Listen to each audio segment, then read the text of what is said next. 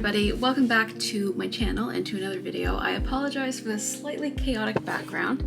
You can see there is a suitcase behind me. That is because today is my last day in Ontario before I head home to the east coast of Canada for Christmas. And I basically wanted to film a couple of videos before I go so that I can still post horsey stuff while I'm home doing not necessarily horsey things. Originally, when I was planning the videos that I was going to do in December, I had the idea that I was going to do Vlogmas and post a video every other day. And that has not been the case. I've only posted 4 videos, but for me, that's pretty good. And thankfully, creating that list has actually given me some ideas that I can do throughout the winter, which is great. But one of the videos that I did want to film is a Canadian equestrian's guide to surviving winter. I live in Ottawa, in Ontario, which is the capital of Canada. People told me that winters in Ottawa got cold, but I didn't realize quite exactly how cold it got, to the point where there are weeks at a time where we can't ride because it's just too cold for both horse and human. So basically, as a Canadian who lives in a very cold part of the country, I feel qualified to give some tips on how to survive winter, because despite the fact that there are weeks where we can't ride, I still go out to the farm a lot and spend a lot of time out there hanging out with the horses, doing liberty and stuff like that. Like I was saying, Ottawa is like its own little microclimate, I swear to God, and like it gets super hot in the summer, but very, very cold in the winter. And by very cold, I mean consistently like between -30 and -40 Celsius with wind chills, which are even worse. I feel like equestrians are this rare breed of human who, or like agricultural people in general, who don't necessarily get snow days, or who still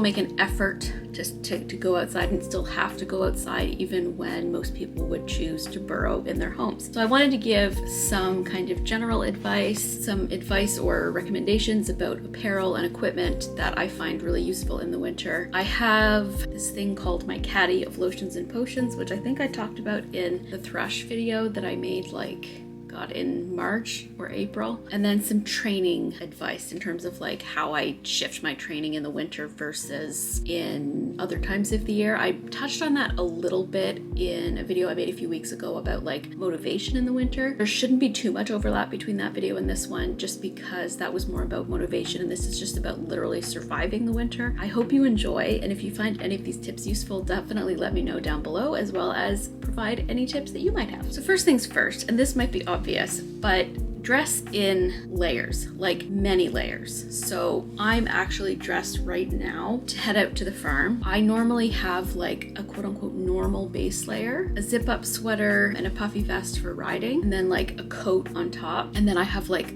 3 different thicknesses of coats. So I have like a long rain jacket, I've got a shorter, thicker but not insulated coat, and then I've got like a parka basically, which thankfully I haven't had to use that much in the last, it needs to be really freaking cold for me to use the parka, because I do dress in so many layers that I'm generally warm enough. I just find that dressing in many layers helps to ensure that if I'm riding in the winter, I don't get too hot, because I'm a type of person who, when I'm too warm, even if it's something I can like very easily get out of, I feel claustrophobic and it feeds my anxiety. So I need to be able to quickly remove any clothes that I'm wearing that are making me feel super warm. Hence why I typically wear like sweaters and stuff over like a base layer or a thinner sweater and a vest. And normally during a lesson, I'll warm up in my jacket and then I'll end up taking off the jacket and just be in the vest and the base layer while I'm riding. And then the minute that I get off or that I'm cooling out, I put the jacket back on so that I don't get cold. Another tip that I've learned since I've been here wasn't necessarily the case when I was growing up, because I was lucky enough to, most of the time that I was riding as a kid, and like from the age of 10 basically till I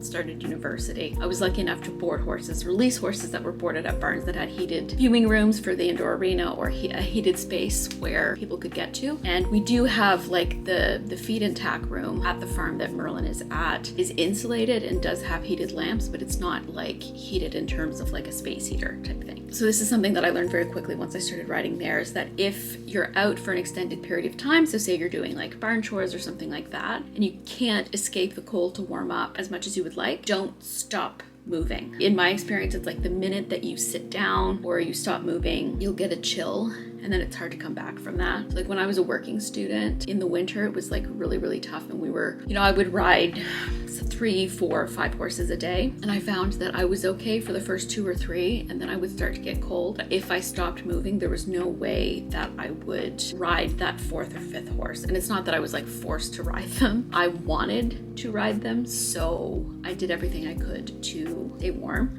At the same time, it's not just cold, but once I start to feel a chill, I find it really difficult to get my motivation and energy back. So basically, ride that adrenaline. It is the same idea as one of the main rules of feeding, little and often. So go to the barn more often, but for less time. In the summer, I'll go out 4 times a week. In the winter, I try to make it out 4, maybe 5, and I just don't do as much while I'm there. I'll only ride 1 per night versus like in the summer, I might ride 2 or 3. And I don't dawdle as much. I think the cold motivates me to just be a little more economical with my time. And I really find that what takes me like 3 hours in the summer, I can get done in an hour and a half in the winter. I'm gonna film most of the rest of this video at the barn, but I do have a few like equipment or like apparel suggestions that I don't keep at the barn that I keep here that I just want to mention quickly. One is like hand warmers or feet warmers. These I will stick like on top of my sock in my boot, and like only on really, really cold days. So I'll use these if it's like -20, -30, because they can be quite expensive, but they tend to keep heat for 8 hours, which is fantastic on days where I'm doing chores. Like even if I'm going out for an hour or 2 and it's -20, I won't wear them. I'll just double up or triple up on socks. But on days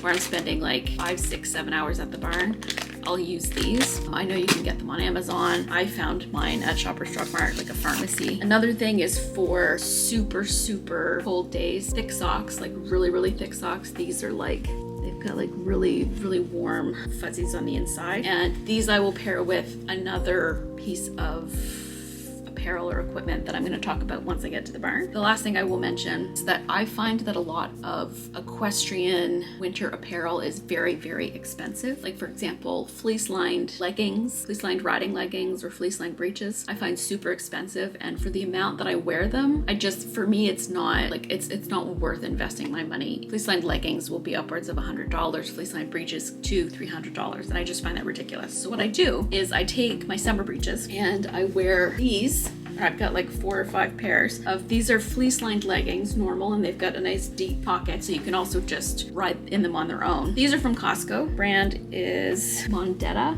and I'll wear these underneath and then put breeches on top on days where I'm out and I'm like doing barn chores and I'm going to be out for extended periods of time. I have sweatpants or like splash pants that I'll wear on top, and then I'll take them off for riding and then put them back on after. So again, layers both on top and bottom. But these, I just wanted to kind of add this in here because you can get fleece-lined leggings that aren't meant for riding, like are just kind of general use, that work for riding, and they do the same job for like 1/5 of the price. So I have like 5 pairs. Heavily recommend. So the rest of this video is going to be filmed at the barn, so I'm going to finish up a couple things, head out there, and I will see you with Mr. Merlin. So a bit of time has passed, and I'm now out at the farm with my child. This is the last time I'm going to see you for like 2 weeks, isn't it?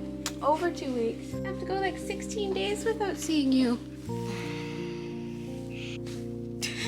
What are you doing? You're being very needy. He needs to stand with the crossed eyes for his feet to dry so I can treat his, well, I guess preventative treatment for thrush. So I thought that it would be an ideal time to film the rest of the video. So the first thing that I'm going to talk about is actually this. So I find that one of the parts of me that gets coldest, easiest in the winter, and once it's cold, it makes the rest of me cold, is like my ears and my head, and I hate hats. I have taken to using a headband like this, just a normal headband, but this one has an LED light on top. So this is an Equilight, which if you watch like Elphick Event Ponies and Life on the Left Rein and that kind of group from the UK, they have all worked with Equilight in the past, and that's how I discovered the brand. It's great, fantastic mom-daughter company, but I will say like they're quite expensive and you can get similar things elsewhere if you're on a budget. But if you're able to support a small business, definitely do. But it helps with both keeping me warm, and the light is also invaluable in the winter when I'm going to catch Merlin at night. Let's talk about the rest of the equipment that I wanted to mention. Another thing that I don't have but that I will be investing in this winter is a riding skirt. I had never heard of riding skirts before. I saw a friend here at the farm have one, and I have ridden in one before, and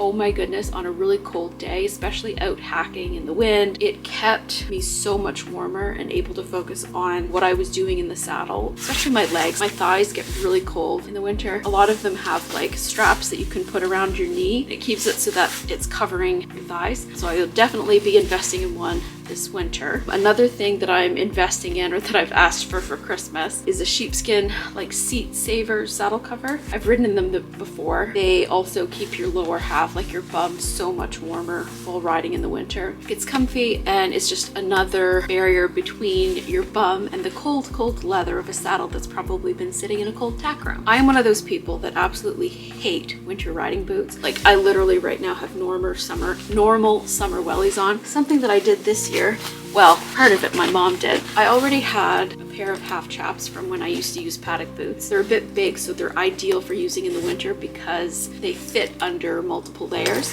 And they're also leather, so they're a bit warmer than your traditional synthetic half chaps. And then my mom was at one of our local tack shops on the East Coast, and she saw these paddock boots. They're just like super cheap. I think normal price, they're like $70 or $80 paddock boots. Half size up from what I normally wear. And she thought maybe I could use them as yard boots and wear extra socks in them in the winter. And I thought, oh my God, yeah. So last weekend and the weekend before, I used them when it was really cold, and I used them with those super thick socks that I showed earlier in the video, even without the foot warmers. And my feet were so warm, as well as they were still loose, so I could have added another layer of socks. Buy some half chaps and a pair of paddock boots that are half a size bigger than you normally wear, and you can just like fill them with fluffy socks. And my last thing is just kind of multiple pairs of things to cover your hands. So I have a set of old fuzzy lined mittens. I have a set of cheaper insulated gloves for yard work and clicker training, and then I bought a nice leather pair of thin but insulated riding gloves. So far they've been absolutely fabulous. The next thing that I'll mention is this little bucket that I keep at home in my apartment, and it's full of all of the different things that I don't want to freeze. One of the things that I keep in there is like a detangler shine spray. So this is the FL Superstar Shine Spray. I swear by this stuff. It's expensive but worth it, and it lasts a long time. Like,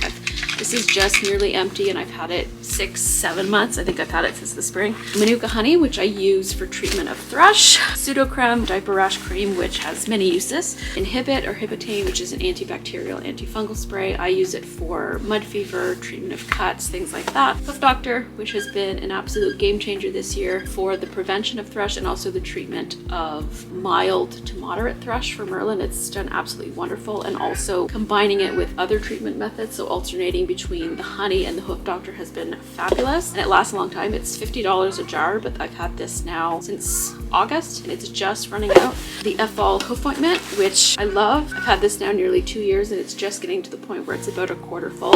And then 2 first aid things: triple antibiotic ointment, triple polysporin, and clotrimazole cream, which is like vaginal yeast infection cream that I use for treatment of like mud fever, and it can also be used for thrush. And then I also keep my headband, my mittens, and my yard gloves in it as well. And I find this super useful because it just means that I'm able to use and access things that would otherwise be frozen if I didn't keep them in my apartment. I'm here with Miss Evie, and last but not least, I just want to quickly talk about a few like training tips to help survive the winter. We're in here working on some barn anxiety, aren't we?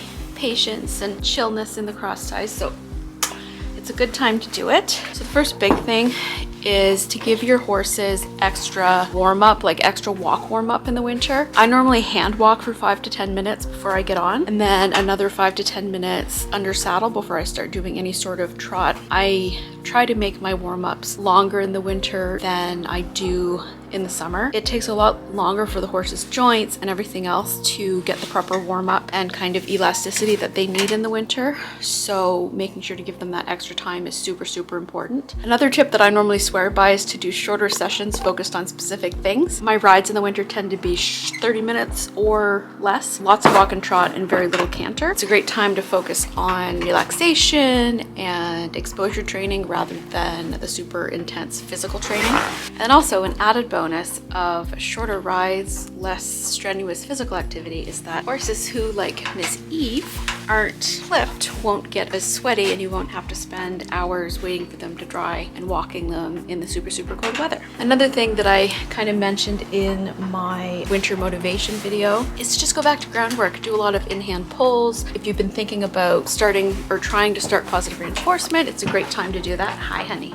You can keep yourself moving in a way that you can't do when you're riding. And then last but not least is just to seize any opportunity you can to get out of the arena. The winter is very long for horses when they're being ridden every single time in an arena that doesn't have any windows. So if there's an opportunity where the snow is good for hacking or the ground is okay, depending on where you are, take advantage of it. So yeah, that is the last of my winter survival tips. If you have any that I didn't mention, definitely let me know down in the comments below. But I think that's it. So until next time, I hope you're having a wonderful day wherever you are. Don't forget to click the subscribe button. Don't forget to give your horse or pony a hug or a kiss the next time you see them, like this, because I'm not going to see this one for 16 whole days. Hey, 16 whole days without you and Mr. Merlin. What am I going to do? And we will see you next time. Bye.